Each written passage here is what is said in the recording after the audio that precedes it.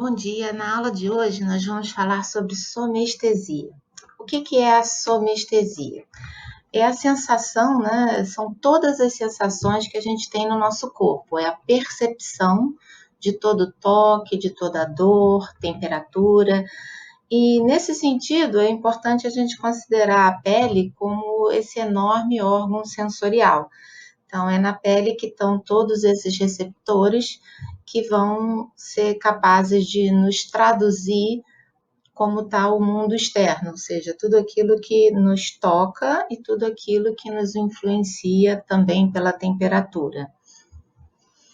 Bem, quando a gente pensa nessa questão de tudo aquilo que pode nos estimular em termos de somestesia, é importante a gente fazer essa diferença sobre o que são os atributos de um estímulo.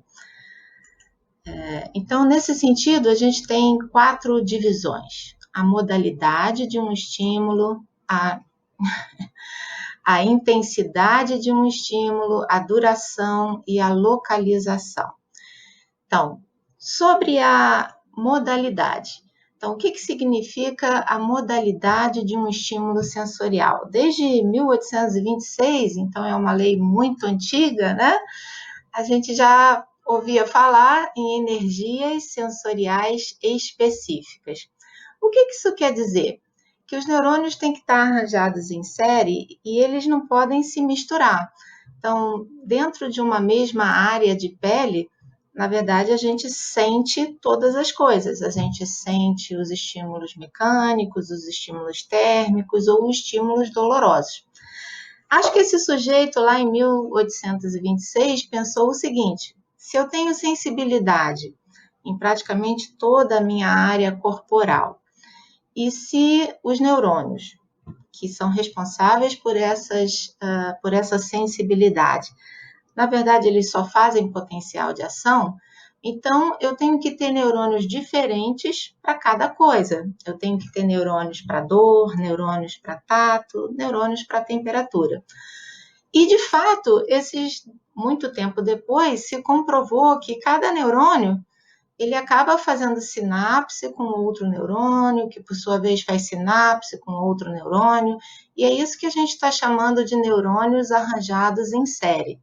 Cada neurônio dessa via que acaba se formando aqui, na verdade, são neurônios que só respondem a uma modalidade de estímulo.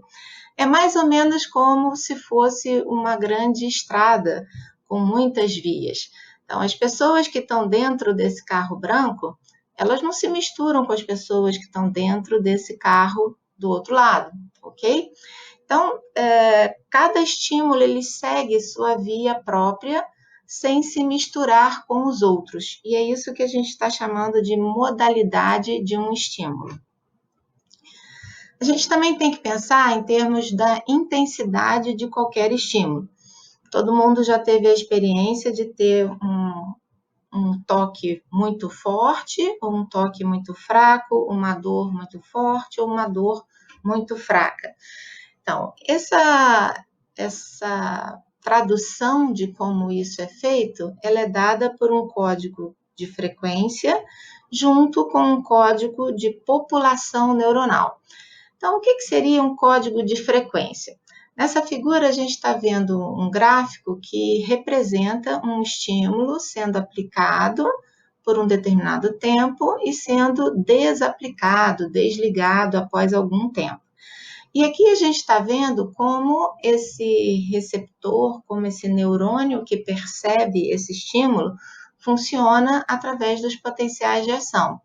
Então, reparem que para esse estímulo, que é um estímulo fraco, eu tenho alguns potenciais de ação, que são essas barrinhas aqui em azul.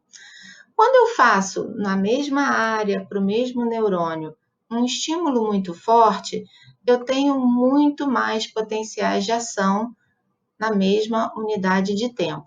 Então, para um estímulo aplicado durante o mesmo período, mas sendo ele muito mais forte, o neurônio que percebe esse estímulo gera muito mais potenciais de ação. É isso que eu estou chamando de código de frequência dos potenciais de ação. Por outro lado, eu tenho um segundo parâmetro para avaliar a intensidade de um estímulo. E esse segundo parâmetro, que é a população neuronal, funciona mais ou menos como aquela história do unidos venceremos, né? Se você não consegue fazer um trabalho, quem sabe você pode pedir ajuda para o seu colega. Então, aqui a gente tem um estímulo fraco e eu estou mostrando alguns pontinhos representando as fibras de vários neurônios que estão no nervo. Então, para um estímulo fraco, eu posso esperar que todos esses neurônios receptores estão tendo um código de frequência mais ou menos como esse aqui, com poucos potenciais de ação. Por outro lado, à medida que o estímulo aumenta, além de cada neurônio passar a ter uma frequência maior de potenciais de ação, eu passo a recrutar novos neurônios. Então, o conceito de recrutamento, vocês devem ter ouvido falar lá no primeiro período, nas aulas de neurobiologia. E isso acontece para que a gente possa, por fim, ter uma percepção bastante apurada de qual é a intensidade do estímulo. Eu aumento os potenciais de ação, o número deles, né? E aumento a quantidade de neurônios que estão sendo capazes de perceber aquele estímulo. Eu também tenho um outro parâmetro que é a duração de cada estímulo. Então, a gente está aqui assistindo aula, né? Esse vídeo vai ter alguns bons minutos e essa duração faz muita diferença, né? Faz diferença se a gente fica muito tempo sentado, pouco tempo sentado. Então, os nossos receptores do sistema somatosensorial, eles também funcionam de forma a perceber esse parâmetro. Então, eu sei quando eles começam a ser estimulados e quando eles deixam de ser estimulados. Só que, em geral, os nossos receptores, eles têm uma adaptação que pode ser muito rápida ou pode ser muito lenta. Então, antes de falar nesses nomes, vamos observar aqui como esses neurônios estão, como esses receptores que estão na pontinha do neurônio estão percebendo um dado estímulo, né? Então, essa linha daqui sempre representa a aplicação de um estímulo, aqui também. E aqui nessa linha a gente tem quantos potenciais de ação esse estímulo está provocando. Então, reparem que para os discos de Merkel, ele continua tendo potenciais de ação ao longo de toda a duração do estímulo. Enquanto que, por exemplo, para o corpúsculo de Meissner, ele detectou o início do estímulo, mas ele se adaptou tão rápido que ele não foi capaz de perceber quando o estímulo terminou. Deu um potencialzinho só de ação. Então, o corpúsculo de Pacini é parecido, né? Ele se adapta rapidamente e ele deixa de disparar potenciais de ação enquanto esse receptor continua sendo estimulado, né? Então, discos de Merkel e as terminações de Ruffini têm uma adaptação tão lenta que permite que eles disparem potenciais de ação ao longo de toda a duração do estímulo. Ao contrário do corpúsculo de Meissner e do corpúsculo de Pacini, que deixam de disparar potenciais de ação ao longo da permanência desse estímulo. Bom, o nosso último atributo dos estímulos é a questão da localização, que a gente define através do campo receptor. Então, o que é o campo receptor de um neurônio ou de um receptor? Aqui a gente está vendo a pontinha do dedo. Reparem que na pontinha do dedo eu tenho pelo menos 3 receptores representados por essas linhas de cores diferentes. Esse lápis aqui está pressionando uma área da pele que é do mecanorreceptor A. E esse outro lápis aqui está pressionando uma área de pele que é do mecanorreceptor C. Então, essa pequena área aqui e essa pequena área aqui são campos receptores desses neurônios, cujo corpo está, na verdade, lá longe, lá no gânglio da raiz dorsal. Isso está acontecendo aqui na ponta do dedo. Vamos pegar uma outra área da pele, por exemplo, no antebraço. Nesse gráfico, nessa imagem, o que a gente está vendo? Que existe um campo receptor aqui que corresponde a todas as terminações dessa fibra A. E esse outro campo receptor que corresponde a todas as terminações dessa outra fibra B. Reparem que agora o lápis, estando na mesma distância que nessa figura, eles agora incidem sobre um mesmo campo receptor. Então, o que a gente pode deduzir dessas duas imagens? Que os campos receptores, eles podem ser muito pequenininhos, no exemplo da ponta dos dedos, e eles podem ser bem maiores quando eles estão aqui em torno do antebraço. Então, a gente diz que existe um limiar de discriminação de dois pontos, que é o quão distante dois estímulos precisam estar para que eu perceba esses dois estímulos como estímulos diferentes. Então, aqui na ponta dos dedos, eu preciso de um espaço muito pequenininho, de uma distância muito pequena entre os dois estímulos, para que esses dois estímulos, por acaso, caiam em campos receptores diferentes. Já no antebraço, essa distância é muito maior. Então, a chance de que o meu estímulo, que dois estímulos caiam no mesmo campo receptor, é muito maior. Nessa figura aqui, existe essa métrica de aproximadamente qual é a distância necessária para que dois estímulos sejam percebidos individualmente em cada área do nosso corpo. O que a gente está vendo? Nos dedos, parece que essa distância é de 0,5 centímetro. No dedão um pouco maior, no polegar, né? Aqui no antebraço, essa distância já está bem grande, quase 4 centímetros. E aqui nas costas, essa distância é maior ainda, 4,2. Maior, o que não chega a ser tão grande quanto a distância que a gente precisa para perceber dois estímulos como dois aqui na parte posterior da perna. Então, a gente está vendo que esses campos receptores, eles têm tamanhos diferentes e que quanto menores eles são, mais apurada é a nossa percepção. Então, idealmente, eu gostaria de ter campos receptores bem pequenininhos em todas as partes do meu corpo. E a gente está vendo que não é exatamente isso que acontece, né? A gente tem áreas do nosso corpo onde os campos receptores são muito grandes. Então, quem são esses receptores somáticos que estão na nossa pele? Aqui a gente está vendo um pedacinho, um bloco de pele, né? Dividido em epiderme e derme, e eu posso reparar em muitos receptores. Os que a gente vai falar hoje são desses aqui, os discos de Merkel, que são essas terminaçõezinhas que estão bem no limite entre a derme e a epiderme. Também vamos ver os corpúsculos de Meissner, que são essas estruturas já bem proeminentes também nessa faixa de transição.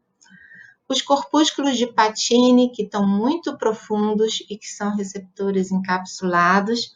E, finalmente, as terminações de Ruffini, que são essas aqui, tão profundas quanto os corpúsculos de Pacini.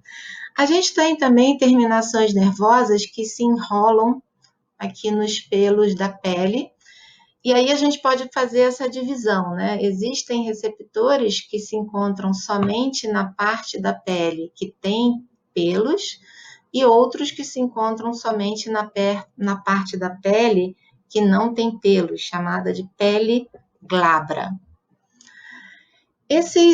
Aqui a gente tem essa tabela dos mecanoreceptores, e a gente está vendo os 4 receptores que eu falei agora há pouco, e como eles se comportam, como são as variáveis de campo receptor, como eles se adaptam, em que lugar da pele eles estão, se na pele glabra ou se na pele com pelos, e qual é o tipo de sensação que de fato eles estão provocando, né?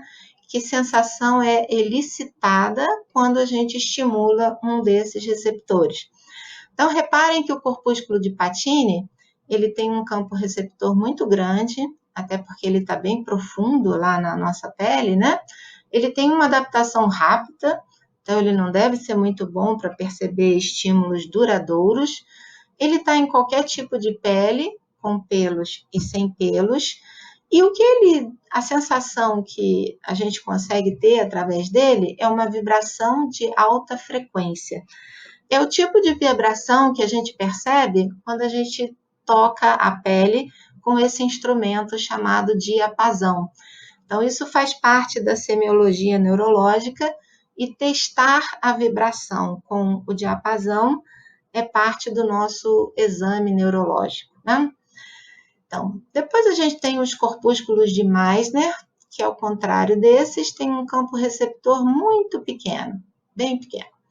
A adaptação dele é rápida, então também ele não é bom para estímulos duradouros. Ele só existe na pele glabra, mais especificamente em grande quantidade na ponta dos dedos. E ele acaba provocando uma sensação de baixa frequência, que é exatamente o que é necessário para se ler Braille, não é verdade? Então, aqui a gente tem um estudante e ele está tocando uma folha onde existem pontinhos que sobressaem, né? Existe um relevo. E através desse relevo, ele é capaz de exercer a linguagem, ou seja, esse relevo ele tem um código e esse aluno então pode ler o que está escrito no livro através desse sistema chamado Braille. Reparem que ele está lendo principalmente com essa mão direita e que ele coloca a polpa do dedo sobre aquele relevo. Por que ele coloca a polpa do dedo? Porque é ali que se concentram esses receptores que são especializados para essa sensação, que são os corpúsculos de Meissner. A seguir, a gente tem os discos de Merkel. O campo receptor é ainda menor, mas sua adaptação é muito lenta. Então, ele seria bom para estímulos duradouros, que atingem a nossa pele e permanecem por um período considerável, né?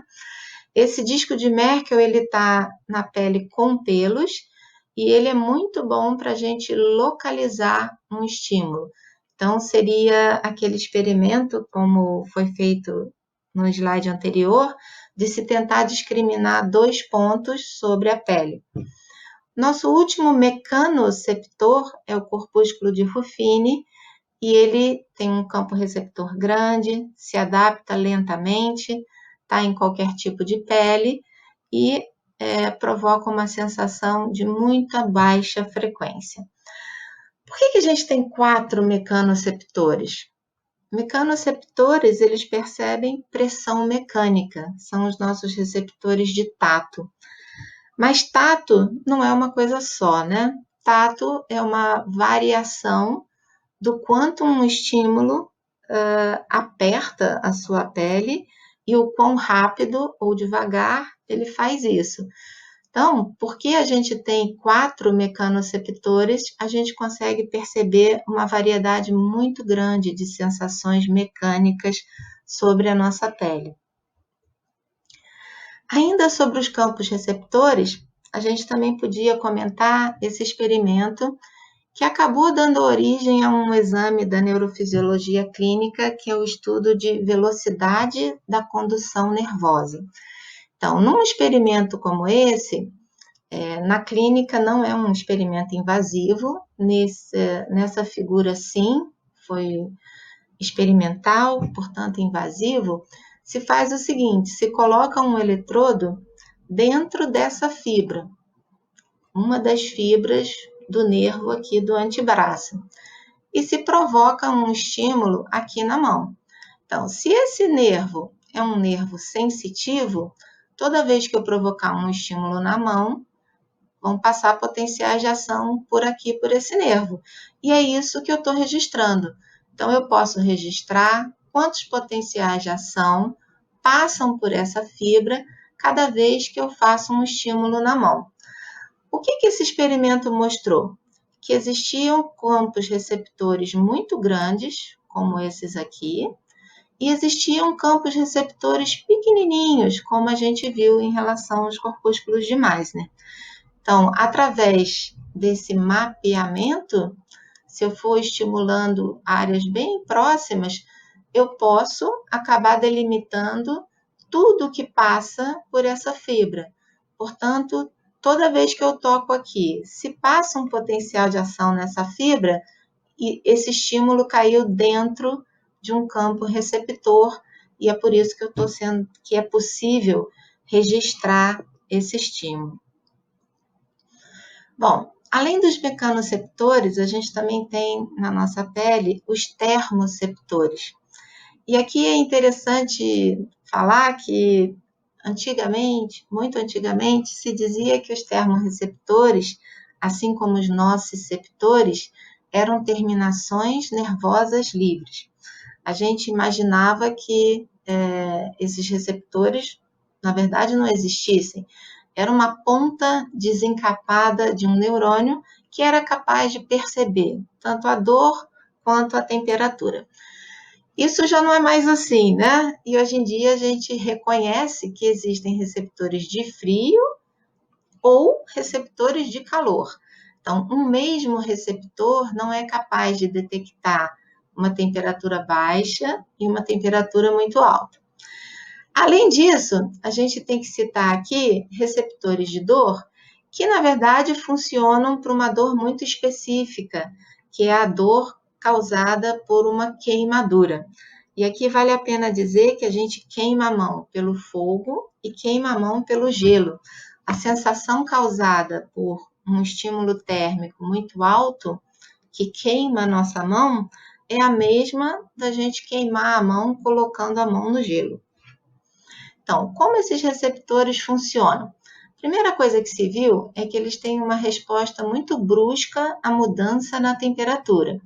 Então, aqui eu estou representando um pedaço de pele que estava submetido a uma temperatura de 38 graus Celsius.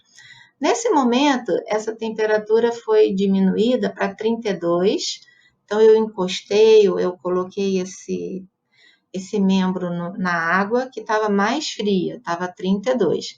E depois a gente volta a pele para uma temperatura de 38. O que a gente observa? Que existem pelo menos duas fibras que estão respondendo a esse único estímulo. Uma dada temperatura, diminuir e voltar para aquela dada temperatura. Então, como reagem os receptores de frio? Eles reagem disparando muitos potenciais de ação assim que a temperatura diminui. E como reagem os receptores de calor? Quando a temperatura diminui, eles ficam silenciosos, mas quando a temperatura aumenta, eles voltam a disparar muitos potenciais de ação. Então, esse experimento é bastante interessante e nos diz o seguinte: parece que os nossos termoceptores estão muito mais preocupados em detectar mudança do que em detectar especificamente qual é a temperatura da pele naquele momento. De fato, os termoceptores se adaptam e eles não são bons receptores para estímulos que permanecem. Então, a gente se acostuma com a temperatura e passa a não se importar tanto com ela, né? E como, na verdade, esses receptores funcionam? Eles funcionam através dos canais TRP. Então, essa foi a modificação de quando eu estudei e do que vocês estão estudando.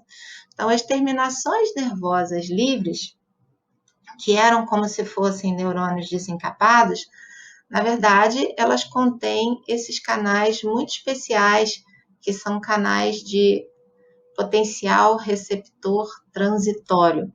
E esses canais, eles reagem a estímulos físicos, como a temperatura, e a estímulos químicos, como, por exemplo, alguns alimentos que a gente ingere, né?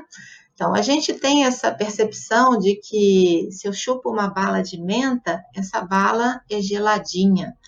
Ao contrário, se eu como uma comida apimentada, isso gera muito calor, é como se esse alimento tivesse muito quente. E, de fato, são esses termorreceptores que possuem nas suas membranas os canais TRP que conseguem detectar a temperatura através da ativação desses canais. Então, a gente está vendo aqui um exemplo com 6 canais, pelo menos, né? E cada canal desses, ele funciona ou ele detecta uma dada temperatura.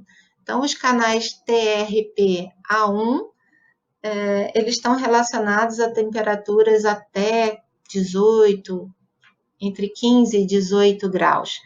Já esses aqui, os TRPM8, funcionam numa faixa um pouquinho maior. Eles vão de algo menor do que 10 até em torno de 25 graus Celsius. Já os TRPV4, eles funcionam de 25 até 60 graus. Então, a gente poderia dizer que esse já é um receptor de calor, na verdade, né? Ele é intermediário, mas ele está mais para o calor do que para o frio.